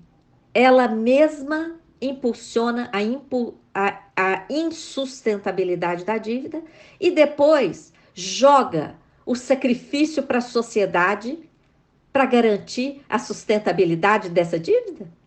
Ora, é achar que o povo brasileiro é idiota, que não está vendo isso. A Auditoria Cidadã tem denunciado e nós pedimos que as pessoas pressionem parlamentares. Nós criamos ferramenta no nosso site, nós estamos em todas as redes sociais. Se todo mundo pressionar e dizer que não aceita a chantagem que está sendo feita com essa PEC 186, que tem o nome de emergencial desde 2019, o povo está sendo feito de idiota ao aceitar essa chantagem de que precisaria dessa PEC para pagar o auxílio emergencial. Não precisa. O que está por trás dela é outra coisa. É colocar o ajuste fiscal na Constituição, amarrar o Brasil, condenar o Brasil a uma política recessiva que nos empobrece ainda mais. E por que, Maria Lúcia, não se coloca às claras o preço para a população desse novo auxílio emergencial, que, aliás, é absolutamente insuficiente para dar conta das necessidades do povo brasileiro. Cogita-se entre 3 e 4 parcelas de R$ 250 para o benefício. Uma vergonha, Maria Lúcia. Exatamente. O valor total que o governo quer destinar para esse auxílio emergencial está lá na PEC aprovada no Senado, 44 bilhões. Isso dá realmente esse número aí que você falou, cerca de R$ 250, que não dá para comprar uma cesta básica, porque os preços subiram muito. Então, todo esse desmonte da estrutura do Estado, ainda por cima, sob a justificativa falsa desse desmonte ser necessário para pagar esse auxílio pífio. Como eu falei inicialmente, nós temos quase 5 trilhões disponíveis em caixa. E mais, estamos pagando religiosamente a Bolsa Banqueiro, a remuneração da sobra de caixa dos bancos. Como é que pode? Se não falta dinheiro para pagar a Bolsa Banqueiro ilegal de centenas de bilhões aos bancos, por que faltaria dinheiro para o auxílio emergencial? Isso é mentira, gente. Isso é chantagem para enganar as pessoas que não têm acesso à informação e aceitarem como se não tivesse outra saída. É um absurdo. Estão rasgando os princípios constitucionais, os objetivos fundamentais da República. Estão pervertendo a Constituição Federal. A Constituição Cidadã está dando lugar cada vez mais à Constituição do mercado, porque essa alteração dessa PEC 186 é PEC, é proposta de emenda constitucional. Isso aí vai parar na Constituição do Brasil. Por isso, de novo, as pessoas precisam fazer a sua parte, precisam se mobilizar e não cair nessa chantagem mentirosa que estão querendo empurrar para a gente. Agora, vocês da Auditoria Cidadã da Dívida notificaram extrajudicialmente os parlamentares a respeito tanto dessa PEC emergencial como da PEC 32, que se refere à reforma administrativa, não é isso, Maria Lúcia? Explica aqui os motivos para essa interpelação. O que é que vocês da auditoria objetivam com essa medida? Como é que a auditoria tem se articulado em torno desse tema, Maria Lúcia? Essa iniciativa da interpelação extrajudicial é muito importante.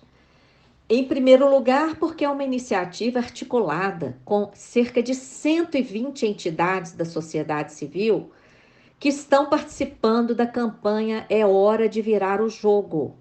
Uma campanha que está disponível na página da Auditoria Cidadã da Dívida, bem lá em cima no destaque tem uma barra.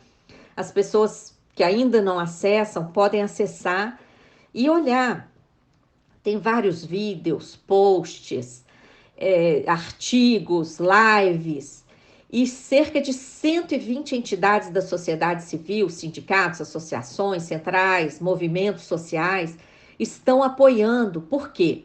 Nessa campanha, a gente explica o modelo econômico errado que atua no Brasil, seus eixos, e como é que nós temos que mobilizar a sociedade para virar esse jogo, né? Essa PEC 186 aprofunda o modelo errado que atua no Brasil. Ela aprofunda a recessão, ela nos empurra ainda mais para a inaceitável escassez. E quando o Brasil é o país da abundância, mas essa abundância está beneficiando uma minoria cada vez mais reduzida e julgando a imensa maioria do povo na escassez. A interpelação extrajudicial, então, é uma iniciativa que conta com o apoio dessas 120 entidades que participam da campanha É Hora de Virar o Jogo e que, aliás, é uma campanha sempre aberta a mais e mais participação. Todas as entidades aí, representantes que estão nos ouvindo, podem fazer contato com a Auditoria Cidadã para participar dessa campanha. E essa interpelação tem vários objetivos. Em primeiro lugar, explicitar com dados o que a gente vem falando. Então, lá, quando a gente mostra que temos dinheiro em caixa, a gente coloca os links e mostra.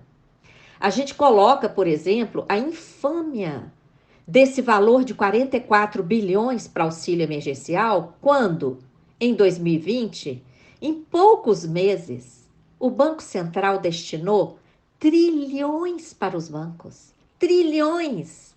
O quadro está lá na interpelação extrajudicial, um quadro retirado do relatório do próprio Banco Central.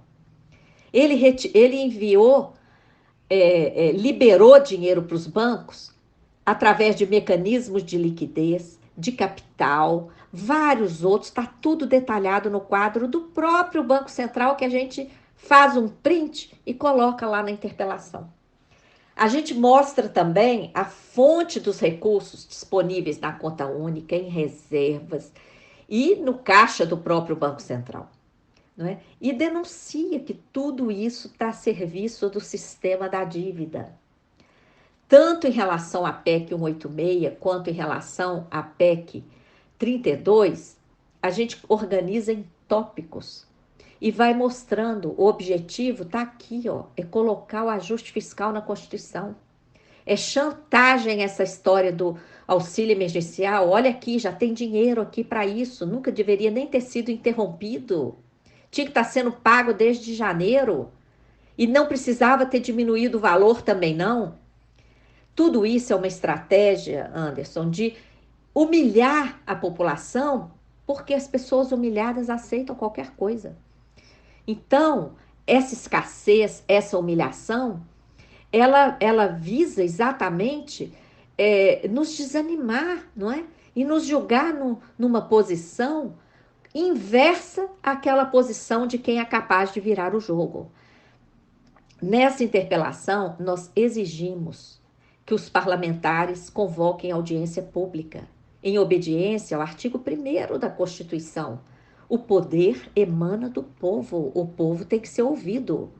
Conforme o ministro Aires Brito, que participou de uma live com a gente outro dia, quem não acessou ainda pode acessar, está lá disponível no YouTube da Auditoria Cidadã da Dívida, o ministro Carlos Aires Brito, que já presidiu o Supremo Tribunal Federal, falou com todas as letras. A Constituição não pertence aos deputados e senadores. A Constituição pertence à nação brasileira. Deputados e senadores têm que ouvir a sociedade, eles estão mexendo em coisa alheia, não é deles. E ainda mais no rito em que essa PEC está sendo tratada. Ela não foi analisada em nenhuma comissão, não passou pela Comissão de Constituição e Justiça, pela Comissão de Assuntos Econômicos do Senado, nada. Não houve uma audiência pública sequer. E agora, na Câmara, de cara, o Arthur Lira declarou que ela seria aprovada com o mesmo relatório do Senado. Ou seja, já está tudo resolvido? Estão só no faz de conta lá? Como é que o presidente da Câmara já pode afirmar que ela vai ser aprovada e que o relatório é o mesmo? Na Câmara também, a PEC não está passando em nenhuma comissão. Então, é uma palhaçada. A Constituição exige que qualquer alteração constitucional passe pelas duas casas, Câmara e Senado, com dois ritos de votação em cada casa. E o que está acontecendo é um faz de conta. Vota um turno atrás do outro em cada casa, com um relatório só, sem nenhum debate, nem entre eles nas comissões e nem com a sociedade em audiências públicas. Então, é uma verdadeira trapaça e que está aviltando a nossa Constituição. Nesse sentido, então, complementando, a interpelação extrajudicial garante, primeiro, que eles tomaram conhecimento do que está por trás dessas medidas.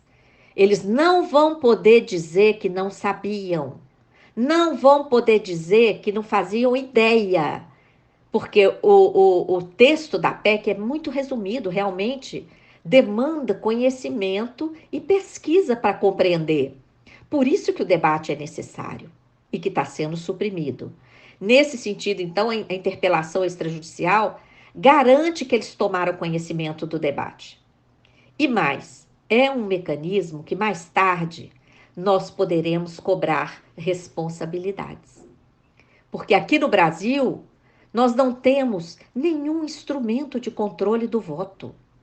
O parlamentar, muitas vezes, até se vende, né? Como já saíram inúmeras denúncias nos jornais, agora mesmo na eleição da mesa diretora da Câmara, saiu a denúncia de que foram distribuídos bilhões de reais.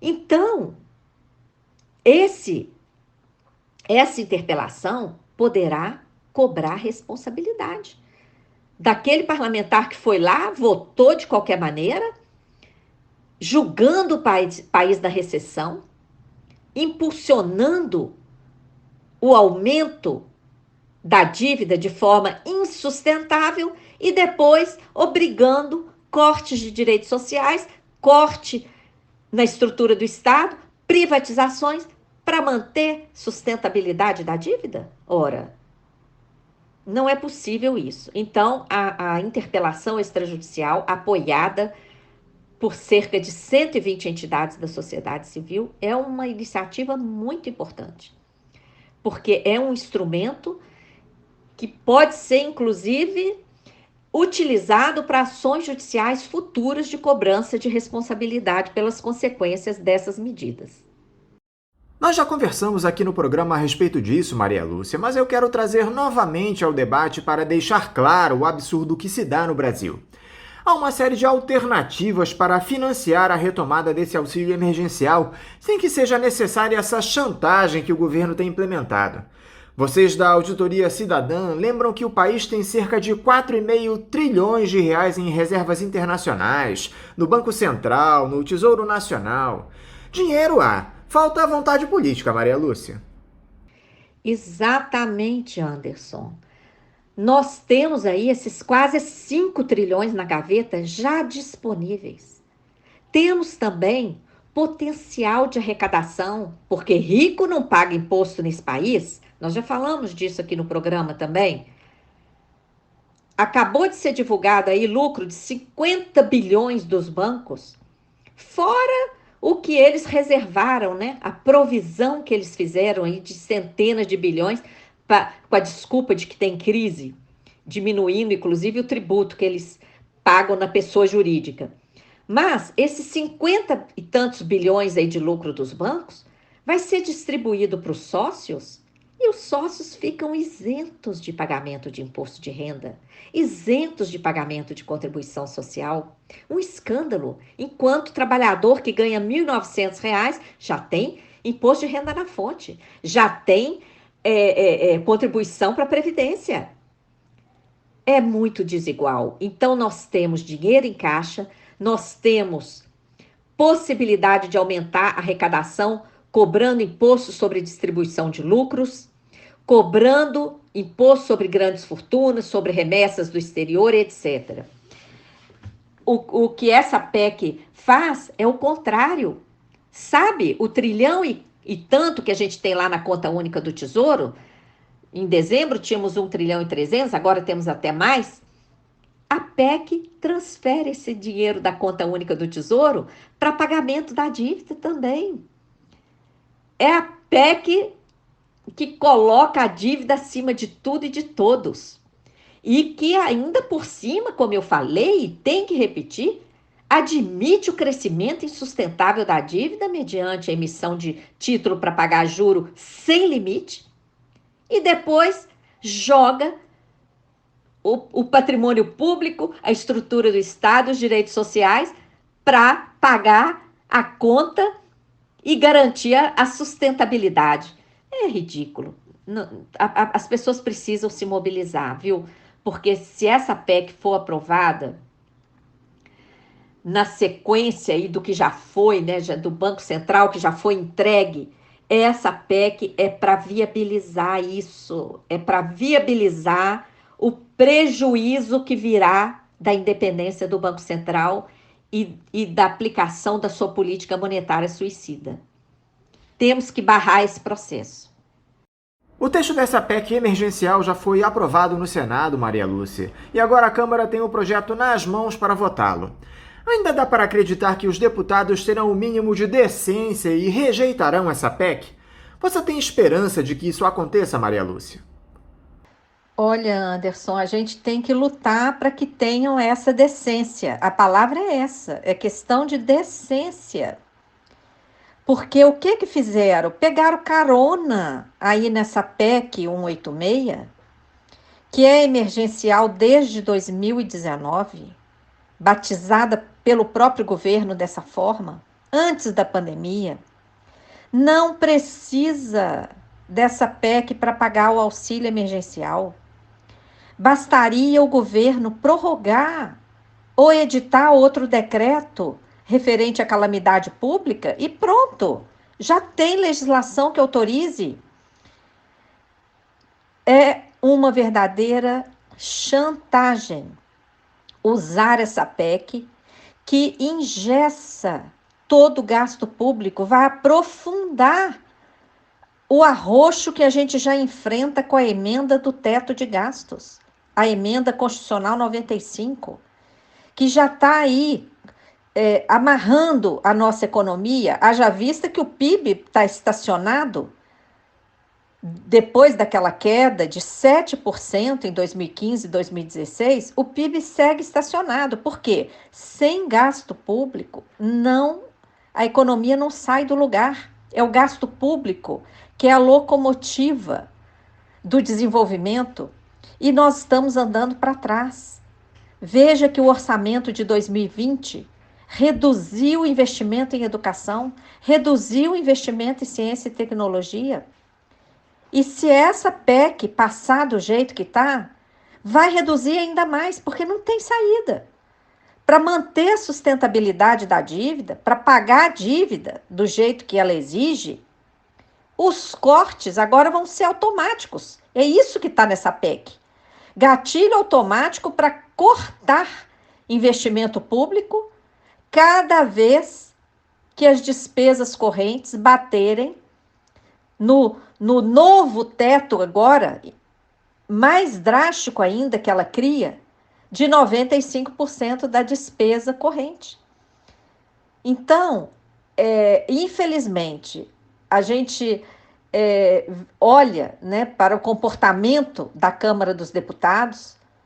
O Arthur Lira se encontrou com o presidente da FEBRABAN, ou seja, ele dialoga com a FEBRABAN, mas não dialoga com a sociedade civil, não abre audiências públicas, não houve sequer, como eu já falei, o debate lá entre as comissões, que, aliás, hoje que definiram as presidências das diversas comissões. Então, nós estamos aí na contramão do mundo. Vários países que estão administrando melhor agora a crise da pandemia investiram no gasto público. A China, então, gastou aí, fez 3% de déficit em relação ao PIB. E olha que o PIB da China é dos maiores do mundo. E estão lá colhendo os frutos, né? Tiveram crescimento econômico. Porque o gasto público é que alavanca o funcionamento da economia. O próprio comportamento agora da China provou isso. O Brasil, com essa PEC 186, está na contramão. Está acirrando ainda mais o arroxo fiscal, a escassez, julgando o Brasil no atraso, na recessão. Isso é inaceitável. E eu, acompanhando os discursos, né, que é o debate O debate se iniciou nessa terça-feira, ontem, e infelizmente, acompanhando os debates, a gente vê a extrema ignorância e, inclusive, incongruência, né? Contradição dos debates. Vários lá que falaram a favor dessa PEC 186, fala, é preciso votar essa PEC 186 para alavancar o investimento público. Ora, quem diz isso sequer leu o conteúdo dessa PEC, porque essa PEC não alavanca investimento público coisa nenhuma. Ela trava o investimento público, ela joga o país na recessão. Então a gente fica assim, quando você fala em decência, você está falando a palavra certa, porque não está havendo decência de grande parte daqueles parlamentares que estão votando essa PEC. Não está havendo. Eles estão fazendo um discurso para a plateia completamente descolado do conteúdo dessa PEC. Não houve uma análise responsável dos danos gigantes que essa PEC vai trazer para a economia brasileira e para a sociedade, né? Então, infelizmente, viu, Anderson, decência não está acontecendo lá. Agora, lutar é nossa obrigação. Nós ficamos aí nessa terça-feira postando, enviando mensagens, já enviamos interpelação extrajudicial, já pedimos vários parlamentares para cobrar que essa interpelação faça parte dos anais da Câmara dos Deputados, como pedimos na própria interpelação. Então, não temos o direito de desanimar. Seguimos lutando e, infelizmente, não depende de nós, não é? Depende daqueles que têm o mandato. Mas vai ficar para a história, teremos que reconstruir um dia tudo que estão destruindo. Para encerrar, Maria Lúcia, PEC 186, Emenda Constitucional 95, a do teto de gastos, reformas administrativa, fiscal, trabalhista, entrega do Banco Central, isso para citar apenas as principais. Já podemos dizer que o Brasil é o maior paraíso dos rentistas do mundo? Sim, Anderson, essas medidas todas que você citou fazem parte do mesmo pacote. Olha bem, não foi à toa que a primeira medida esse ano, votada e aprovada na Câmara, foi a independência do Banco Central e da forma que foi, né? Deixando o Banco Central acima de tudo e de todos, sem tutela alguma, sem supervisão alguma, sem qualquer subordinação. Ou seja, o órgão que não está subordinado a nada está acima de tudo. Então, a política monetária, por que colocar o Banco Central independente? Para ele continuar executando essa política monetária suicida que é praticada aqui no Brasil. Então, essa política cara, ela tem que ser financiada. Por isso, daí vem a PEC 186. A PEC 186, ao colocar o ajuste fiscal no texto da Constituição, ela engessa o gasto público e ainda ela cria gatilhos automáticos para cortar ainda mais esse gasto público. A desculpa para esse absurdo de colocar o ajuste fiscal na Constituição é a tal da sustentabilidade da dívida. Mas olha que incongruência. No texto da própria PEC 186 está a liberdade para emitir juros, para emitir títulos à vontade para pagar juros. E emitir título para pagar a própria dívida. E a dívida está sendo gerada por mecanismos operados pelo Banco Central completamente insustentáveis. Então, veja o ciclo vicioso. O Banco Central gera dívida de forma totalmente insustentável, porque ele gera dívida com os mecanismos financeiros como a remuneração da sobra de caixa dos bancos, como as letras financeiras, que são os derivativos, que nesse pacote de 2020 o Banco Central autorizou um potencial de 670 bilhões de letras financeiras. Que letras financeiras são essas? Os bancos aí têm lá um volume de créditos, eles podem emitir seus papéis próprios em cima desses créditos. Aí eles recebem os créditos e essas letras financeiras, elas ficam sem respaldo. E isso aí, nós já vimos, isso aí acaba virando dívida pública. Então, são vários mecanismos. Vocês podem acessar, quem está aí nos ouvindo, podem acessar o texto, da interpelação extrajudicial, que está lá na página da Auditoria Cidadã, porque lá tem a tabela das medidas adotadas pelo Banco Central para privilegiar o gasto com a dívida pública e para ajudar os bancos, para dar socorro aos bancos durante a pandemia, como se os bancos estivessem passando por algum problema. É incrível. Para isso, não precisou de PEC. Para esse auxílio aos bancos de trilhões, não precisou de PEC. Não precisou de nada. O próprio Banco Central destinou. Agora, para o auxílio emergencial retornar, estão fazendo essa verdadeira chantagem, não é? Um absurdo empurrar o ajuste fiscal na Constituição para autorizar um auxílio emergencial pífio. Né? Então, a população brasileira precisa compreender esses mecanismos. Eu recomendo que todos os ouvintes aí do Faixa Livre, que é um grupo voltado, não é, para a cidadania, para os estudos, leiam esse texto da interpelação extrajudicial, porque é um texto denso, mas ele tem conteúdo e ele esclarece o que está acontecendo. Não é? Se nós não formarmos a nossa cidadania, a gente não vai conseguir virar o jogo. Né? Então, eu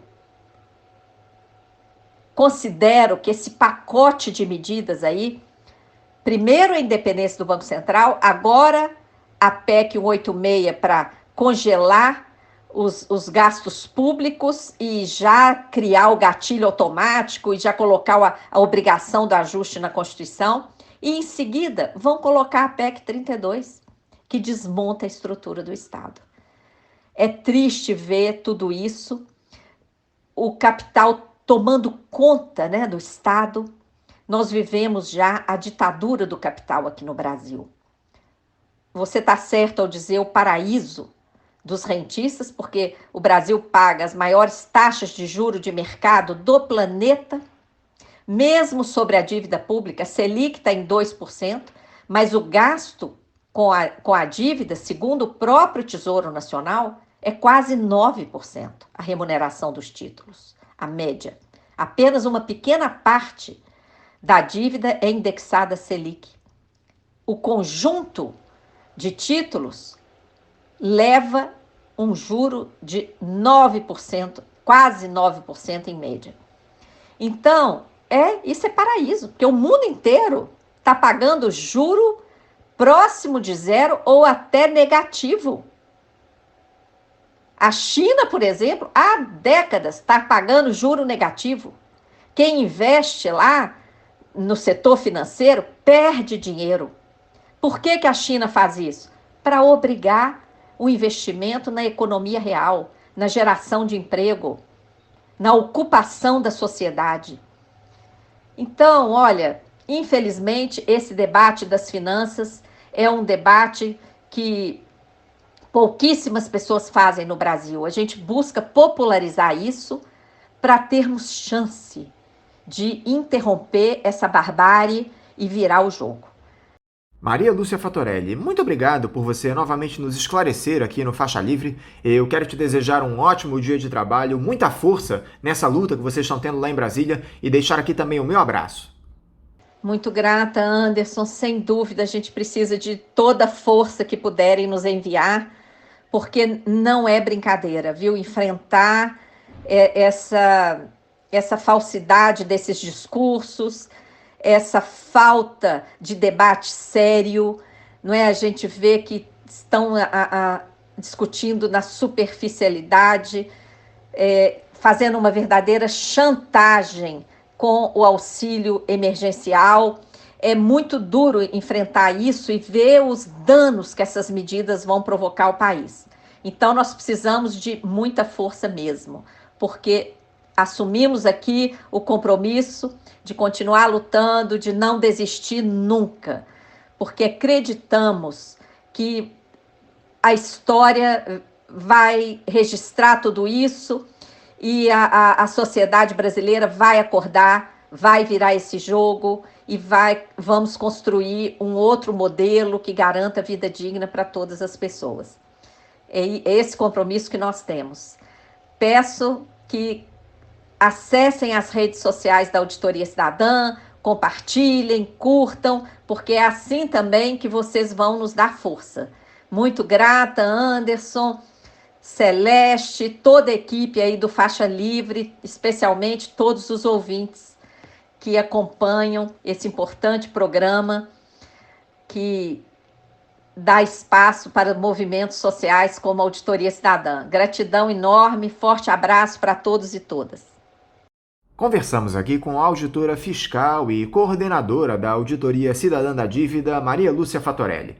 E vamos encerrando a edição de hoje do programa, convidando todos vocês para amanhã, a partir das 8 da manhã, estarem novamente aqui ligadinhos na Rádio Bandeirantes 1360 AM para mais uma edição do Faixa Livre. Um abraço a todos vocês e até amanhã!